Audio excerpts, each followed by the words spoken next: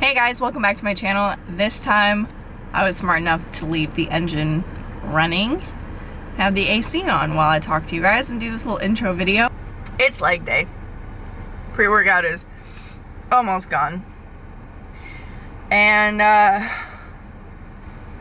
you know what? Let's just get into it. Well, let's just chalk that up to exactly what that is. And that was the worst intro clip of all time. I swear, one of these days, I'm going to get more comfortable and more confident at talking to the camera and be so much less awkward. And it's going to be great. It's going to be all uphill from there. Anyway, warming up here with my taper shaper hip circle. I am doing just some different kickbacks and side leg raises just to try and really open up my hips. Not open up my hips. See, I'm just talking to my freaking phone. This is ridiculous. Anyway, I'm trying to fire up my adductors and abductors. And the reason why I'm doing this is because I have crappy hips. So by doing this, I'm making sure that all the correct muscles are firing. I'm not all loosey-goosey. That's a stupid term. It's still awkward. Anyway, I'm trying to get it all fired up because I have crappy hips. This is the way to avoid injuring my hips or being too loose on my squats. Even if you don't have bad hips though, I still recommend doing it because it'll make your squats so much smoother. It's unreal. If you're not doing it, you're wrong. I'm telling you, give it a try. If you don't feel like it makes your squats better, then I don't know, I guess I'm a liar. But I've never met anybody who started doing that and went back. Never, ever, ever. And you'll see a lot of powerlifters doing that. I'm not a power lifter. However, I am a power builder, or at least that's how I like to train, which is why you see me also wearing my Mark Bell knee sleeves as I go a little bit heavier because I don't have super crappy knees. I don't have any knee injuries yet per se, but I do have, I guess, just normal wear and tear from combat boots, life, being in the gym, all that kind of stuff. So I like to wear my Mark Bell knee sleeves to, again, help me focus more on just the squat itself. And it makes my squats feel so much smoother too. I also go a size up though, so I'm not getting too much assistance with them like you would with a knee wrap. But anyway, still very beneficial. But back to power building. I like to start with a powerlifting movement, whether that's squat, bench, or deadlift. So since I was doing legs today, or I guess today in this video, I did squats. And I do like to go a little bit heavier. I'm pretty weak on them right now because I stopped doing it for a while. I was kind of focusing on other things, but I warmed up with 135 and then worked my way up to 155. 155 is my working set, and I did 4 sets there. After I was done, I came over, still wearing those knee sleeves. I did this, what is it, a pendulum squat, a pendulum leg press, pendulum hack squat machine thing. Chances are your gym is not as rad as mine, which would mean that you do not have one of these. Extreme Iron Pro is the best gym ever. They have all the crazy cool equipment. So that is what I'm doing here. Great for working the booty. It's just like a leg press. However, I do feel it a lot more in my glutes and hamstrings, which is what I was trying to target at the time. However, the slide or the machine itself is still fairly heavy, so I've got no weight on there. But then after I finished up with those, crickets, I went over to single leg press, switching from right to left or left to right. Here you can see I was doing my left side and then going down right into calf raises. But a little bit about the leg press. As you could see, my leg was kind of up high and wide on the sled. That's because I wanted to target more of my posterior chain, aka glutes and hamstrings. By doing isolated leg press too, it kind of gave me less time that I needed for rest, and it was just boom, boom, boom, like set after set after set. So did those. And then with actually, hold on, let me talk about that here a second. Anyway, so still in the leg press, but now you can see my feet are low and together. Now I want to focus more on the quads. And instead of doing regular weight, I'm doing resistance bands. It just gives you a different type of resistance to that workout instead of it being a free weight. It sucks so much more. And the reason that resistance bands, especially right here, are so cool, right? Because as you get lower, the band gets looser and that's less weight. But as you push away, the band gets tighter and adds more resistance. It's such a brutal killer, as you can see by the look on my face. Switching back now into my calf raises. And what I want to talk about with you guys on these is make sure that you're pushing your calf actually down or heel down, because if you're only going flat-footed and then back up on your toe, you're missing so much of the movement and you're just not getting all the benefits that you can from the calf raise. That's the number one mistake I see people making. Now you see I'm doing sissy squats with a barbell, and I really need to work on my depth apparently. And that's my coach Tom walking by. Your gym probably doesn't have a sissy squat machine either, because again, my gym is awesome. But if you look up, there's so many different variations that you can do for a sissy squat. I just really like the machine itself because it's designed to really make sure that you're burning out those quads. I did a superset with weight and then just burned out with body weight. As you can see, it hurts just the same. Last exercise I'm doing here is just your regular leg curl.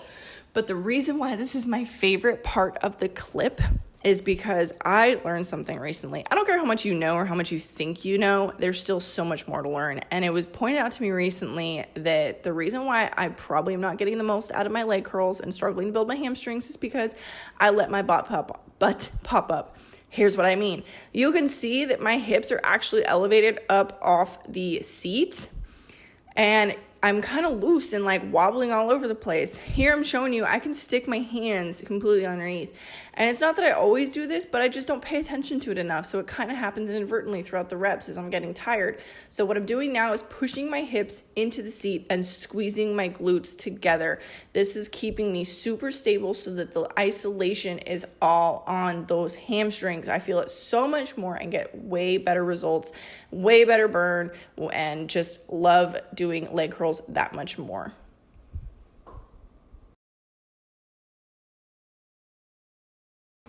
Hope you guys enjoyed that workout. As you can see, different day. Just got back from the gym.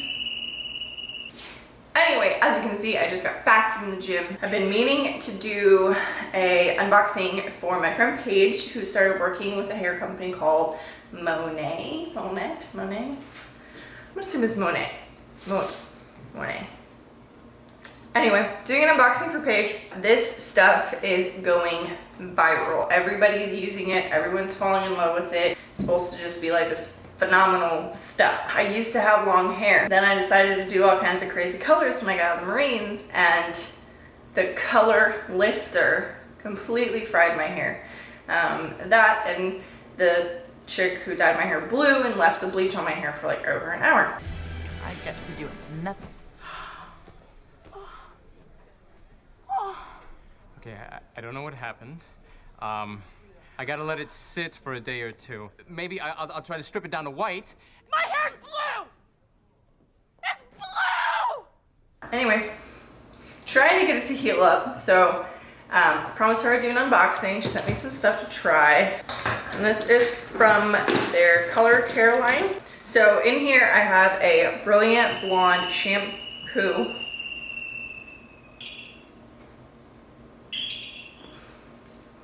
I have a Brilliant Blonde shampoo and conditioner, and a little something extra to try. This says it's a split end mender. One of the issues I'm having as I let my hair kind of grow out, obviously this is my natural color, super sweaty and disgusting right now. It's full of hairspray. See, if I just like tug on the ends a little bit, you can't see it, but like there's so much breakage still and it drives me nuts. So this will be nice to try. It's called Rejuvebeats. There it goes. Here we have the Color Enhance. So I am still kind of like, I'm leaving my blonde in, so I don't want my blonde to look like crap while my hair grows in. My natural color is like this ash brown. The Brilliant Blonde shampoo. Ooh, This smells really, really good.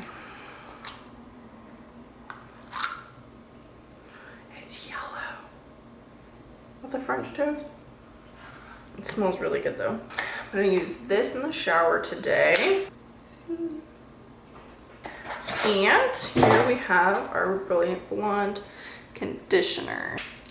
I'm going to hop in the shower. I'm gonna give these a try. I am gonna let my hair air dry, so it'll be a little while, but then once my hair is dry, I'll kind of give you guys a little review of what I think of it. I'm gonna give this a go.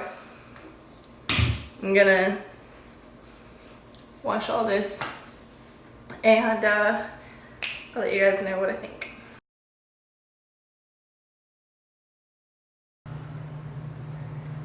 It's now Flex Friday, and as you can see, I let my hair kind of dry yesterday and overnight. It feels amazing. So I am going to be taking like a before photo. I got like rid of all my other shampoo and conditioners. I put them all away so I can just dedicate myself to this product, these products for the next few weeks and really see how they help my hair. Let's see, put it back.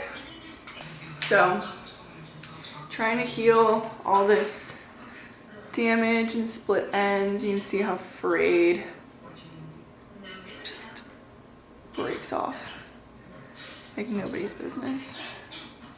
Anyway, super excited, gonna go train legs, but first, in order to finish out this video, I have some helpful tips I would like to share with you guys.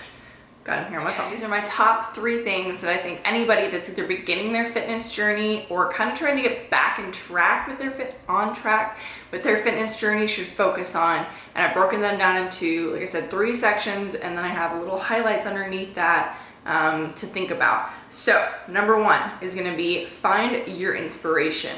This is usually going to be family, friends, someone you know that you want to emulate when it comes to their physical appearance, their level of health, their energy, whatever it is that you like about them and you admire about them that you would like to achieve for yourself. Another thing that you can do if you have the finances for it is find yourself a trainer. This can be an online trainer or a trainer that's going to be in the gym. Somebody that's going to push you and give you that little bit of extra motivation. Find a trainer that you can really look up to.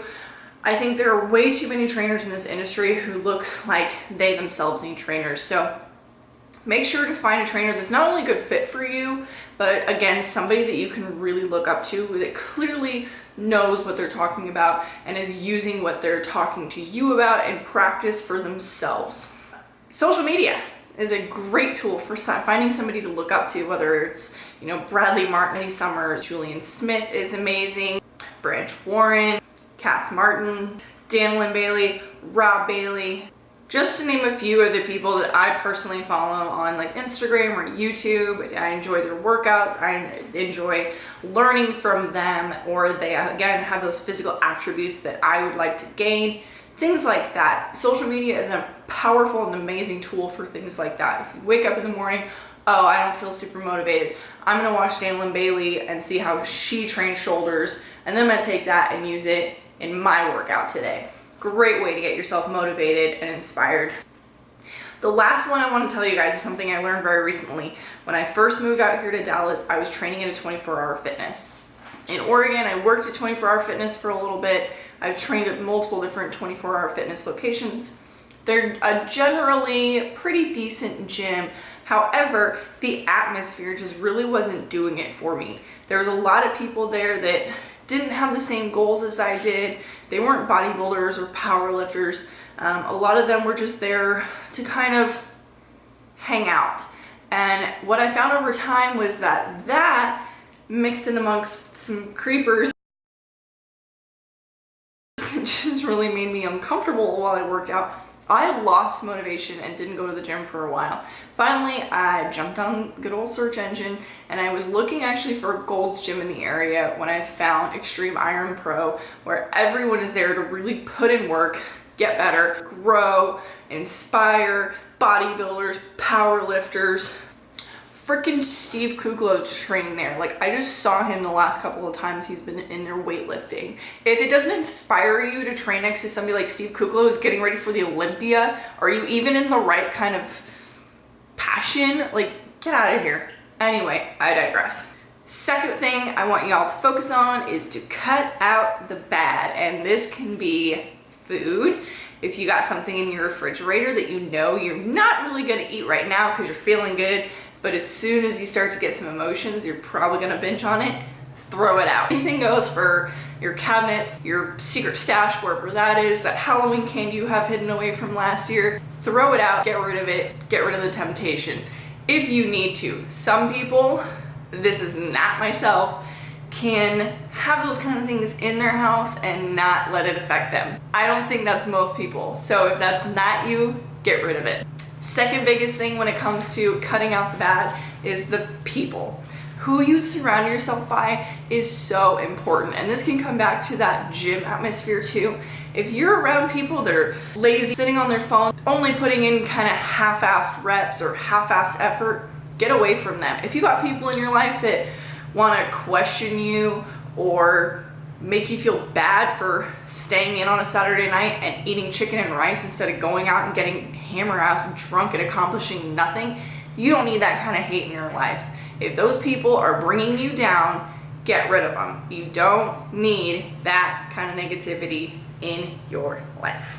Cutting out the bad, coming back to the whole fridge scenario, can also include replacing the bad. Do I have anything bad in my refrigerator right now? I don't. Good for me. Anyway, if I did, say I had a pizza in there that I ordered and didn't finish last week, get rid of it and replace it with some pre-made chicken and rice. Right now I have rice in there, I have chicken, I have beef, I have frozen vegetables that I love cooking into a stir fry. I have stir fry in there right now as well.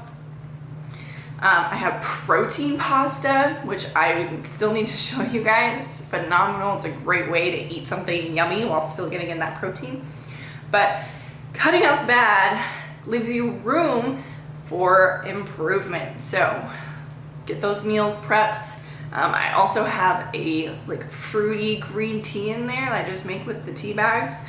And that way, if I'm craving something kind of sweet, it's already in there ready to go. Instead of root beer, which is also my favorite, or wine, which I don't think you can see in the shot, but it's like right there. I love wine.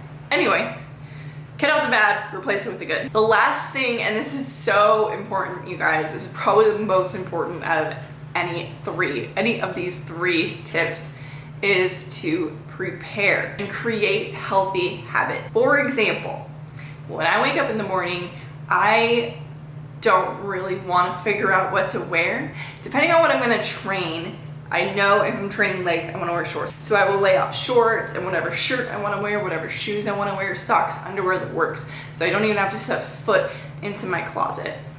The next thing with creating healthy habits can be having those meals prepped, having a gallon of water ready to go, remembering to track what you eat or what you drink, whether that's in MyFitnessPal or a journal, or if that's too much for you, don't even freaking worry about it, as long as you're creating other healthy habits, like eating plenty of protein, drinking plenty of water, making sure to have all your supplements handy.